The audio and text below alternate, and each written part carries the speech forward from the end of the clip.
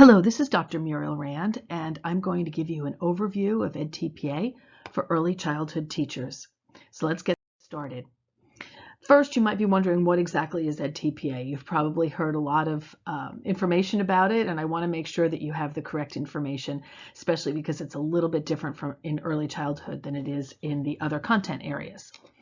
edTPA is a content-specific, performance-based assessment. That means you're going to be doing tasks that are specific to early childhood, and it's performance-based, so it's actually measuring your teaching. It's not just a test, it's really a performance-based assessment.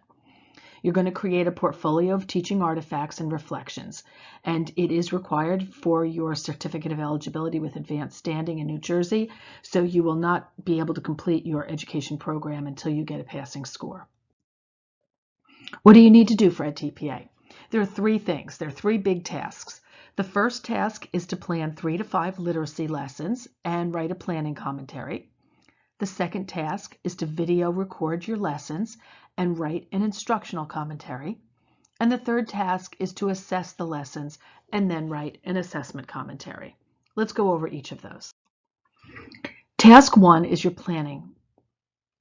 You're going to create 3 to 5 lesson plans. You'll probably be fine doing 3. They just need to be long enough. And you're going to think about a variety of different things. What do you want the children to learn? What are the important understandings and core concepts? The planning commentary is a template that edTPA gives us. It's a Word document, and you're going to open the Word document and you're actually going to answer these following questions. So what do you want the children to learn? What are the important understandings and the core concepts? What do the children know already? What are they able to do? What are they just learning to do?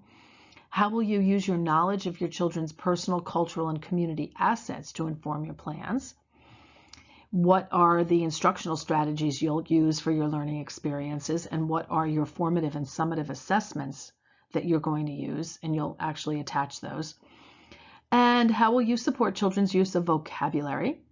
And how are your lessons supported by research and theory about how children learn? So you'll be using some of the materials you've done in your other classes to answer those questions. What do you actually submit for task 1? You're going to submit the context for learning, which is a template that you describe what your school is like, what your curriculum is like, and your classroom, and then what your children are like. It's a very simple form. And then part B is your plans for learning segment. These are literacy lessons, basically. You're going to have 3 lesson plans. And then part C are your instructional materials. So you'll just create a file that has the materials in it that you're going to use to actually teach your lesson. Part D are your assessments, your formative and summative assessments that you're going to use. And this is for early childhood. It's probably just a description of what you're going to use, but it might be a rubric or it might be a worksheet or something like that. And then part E is the planning commentary with those questions and your answers attached. So each one of those, A, B, C, D, and E, are going to be separate electronic files that you're then going to upload. Task 2 is instruction, and they want to see how well you're instructing the students and engaging them in learning. So what are they looking for? A positive learning environment. So we're going to focus a lot on classroom management for that part. How well you're engaging the students in the learning. Are they all really participating and deeply engaged in what you want them to be doing? How are you deepening student learning? How are you responding to the students in a way that helps them to learn more about what you're teaching? How well are you including interdisciplinary pedagogy? So for example, you might want to include science with your literacy lesson, and how well are you connecting science and literacy? And then finally, how well do you analyze your teaching effectiveness? So you've done the lessons, now you're going to describe what went well, what you would change. What do you actually submit? You submit 2 video clips that are no more than 15 minutes.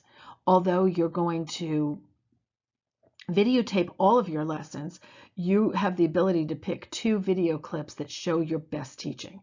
So they're no more than 15 minutes. So probably one is going to be about 7, one about 8, something like that. And one video clip is going to be the whole class, and another video clip is going to be focused children. It's going to be a small group instruction. And then you're going to submit your literacy instruction commentary. Like the first commentary, this is a Word document that has the questions in it already, and you just type into it and answer the questions. You're going to answer the questions based on your video clips. So you're going to say, yes, I showed rapport with my students by laughing with them or telling a joke, and you can see that in two minutes and 38 seconds. So you'll use a time mark and let them know where they can see that on your little video clips. And then task 3 is assessing children's learning, and you will be evaluated on the following key assessment constructs.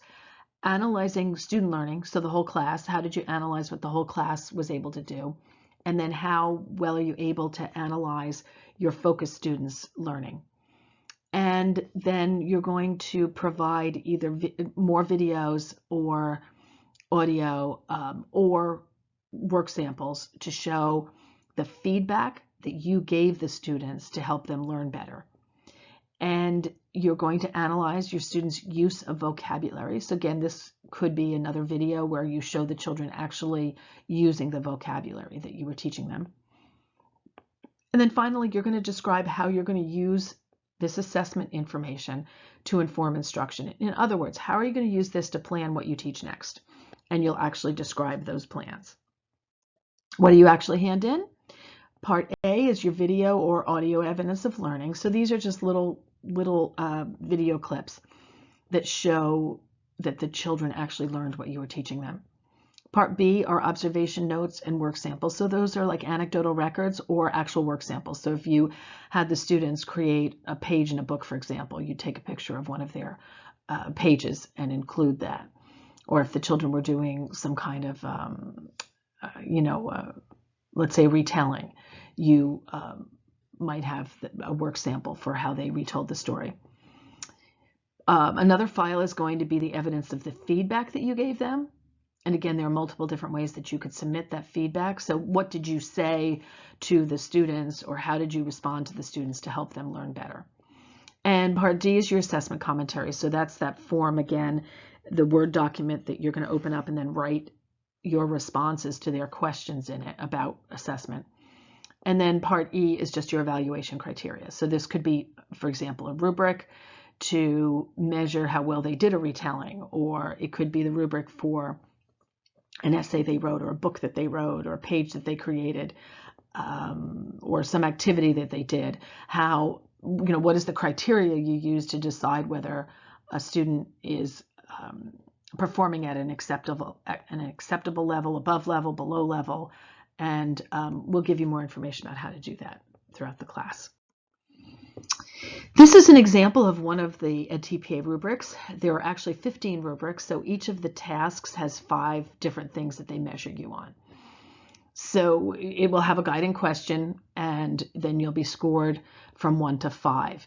Your target is 3 and above. So 3 is the acceptable level to begin teaching, and 4 is sort of that solid foundation of knowledge and skills. Personally, I think you should immediately look at the level 4, and try to go for 4s and 5s. 3s you need for passing, but let's try to make you a really terrific teacher. You can learn a lot from doing edTPA if you put a lot of effort and thought into it. The passing score in New Jersey is a 37 for early childhood. Again, there are 15 rubrics, so my recommendation is to just aim to get a 3 on each rubric, and then you'll be really solid for getting that passing score. Here's the timeline we're going to work with this semester. The first few weeks, we're going to work on task 1. This means you've got to figure out the lesson plans that you're going to use right away and get permission from the students to videotape them. So we'll work on that for the first 3 weeks, and you'll write your planning commentary and get ready to actually carry out the lessons. Then in weeks 4 to 6, you'll actually teach your lessons, and I recommend that you videotape a few lessons before you videotape your edTPA lessons so that you get used to how to use your equipment. You'll probably use your phone, but you get used to how to record, and you get the children used to having you record them.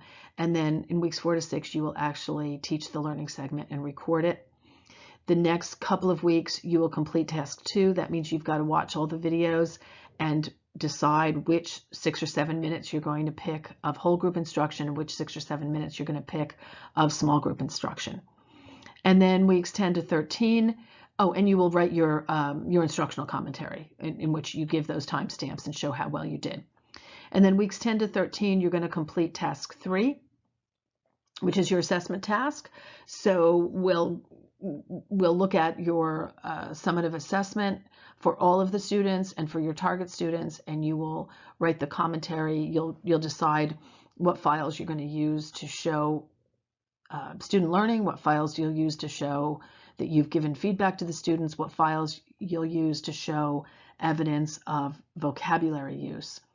So it's a lot of just choosing tasks, choosing files, choosing video, choosing audio, choosing observational records for task 3, and then you'll write your assessment commentary.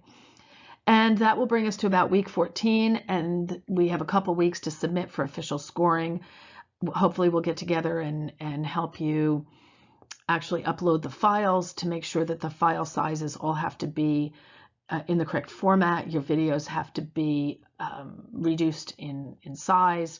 So we give a couple weeks for actually getting your portfolio uploaded and transmitted to Pearson.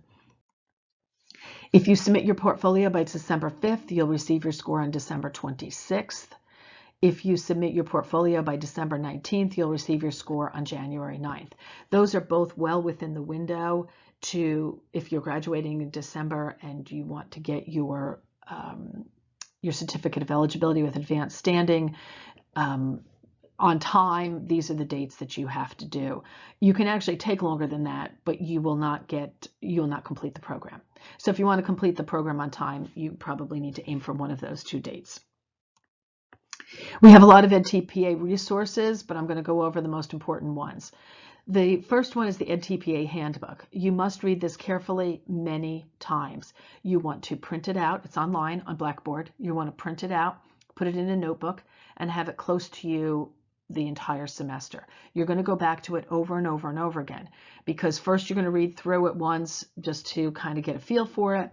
Then you're going to read through it just to figure out what you need to do to get started. Then you're going to read through it to see what you have to do for task 1. Then you're going to read through it to see what you have to do for task 2, for task 3. Then you're going to read through it to see what your file formats have to be. You're going to read through it to look at the glossary at the back to make sure you're understanding their terms. So you're going to go back to that over and over and over again. There's another booklet called Making Good Choices, which is helpful in just kind of getting started with edTPA. That's produced by edTPA. You're going to need the New Jersey Student Learning Standards for Literacy. Those are also on Blackboard for you, but for planning task 1, those are going to be very important. And then we have other resources on Blackboard that we think will help you to make it through these 3 tasks. Some tips. Once again, the edTPA Handbook is the most important thing that you have. You must read this carefully many times. Have I said that enough yet? You must read this carefully many times. It is the Bible. When you come to us and ask questions, the first thing we're going to do is look in the handbook. So everything you need to know is in that handbook, believe it or not. It's just a little bit confusing because there's so much information there. So take your time, break it down, read it little by little. The details matter. This is a standardized test, so you must follow the directions exactly. If they tell you that the video needs to be no more than 15 minutes, you can't give them 16. If it says it has to be a minimum of 3 minutes, you can't give them 2 minutes. If it says your whole group has to be at least 4 students, you can't have 3 students. If they say that you need to have 3 focused children, you need to have 3 focused children. You have to follow the directions exactly. You need to stay organized and keep up with the completion schedule. So you're going to have to, I know it's hard, but you're going to have to block out time each week that you can focus on edTPA. You can't let it go for a couple of weeks and then say, oh, I'm going to catch up in week 3. I promise you that won't work. You need to work on edTPA every single week, and you need to have a few hours set aside every single week.